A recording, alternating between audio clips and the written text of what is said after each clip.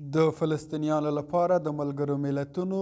د مرستندوی ادارې انروا د څېړنې له مخې هره ورځ په غزه کې شاوخوا 100 تنه بېګناه ماشومان د اسرائیلو د بریدونو له امله شهیدان او یا هم ټپیان کیږي. دا په داسې حال کې ده چې اسرائیلو د مارچ پر 18مه په یوه اړخیزه توګه له حماس سره شوی اوربند مات کړ او غزه کې د بریدونو نوې څپه پیل کړه. همداراز نړیوالو بنسټونو له دې وړاندې هم خبرداری ورکړی و چې په غزه کې زرګونه ماشومان د خوړو د کمښت او نشتون له امله د خوارځواکۍ له ګواښ سره مخ دي. د ملګرو ملتونو د مرستو ادارې د معلوماتو له مخې د غزې یو 50 سلنه نفوس ماشومان جوړوي او روزانه جګړه کې تر ډیره اغیزمن دي. په یاده جګړه کې د اسرائیلو پوځ منلي چې د مارچ پر 23مه نیټې ځواکونو د غزې په جنوب کې د 15 مرستندویو کارکوونکو په وژلو کې تېروتنې کړې دي، خو همدا مهال ادعا کړې ده چې ځینو خیریه کارکوونکو له حماس سره پټې اړیکې درلودې.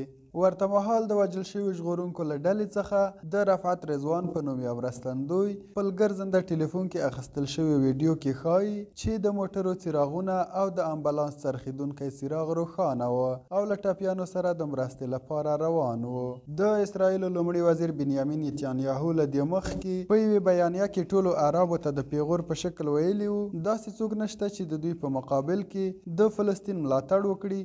او د غزې نیول د ټولو غربي هیوادونو غوښتنه ده. د یادونې وړ ده که چیرې اسلامي نړۍ په یاد وحشت سترګې پټې کړي نو د فلسطین مظلوم مسلمانان به د لوی خطر سره مخ شي.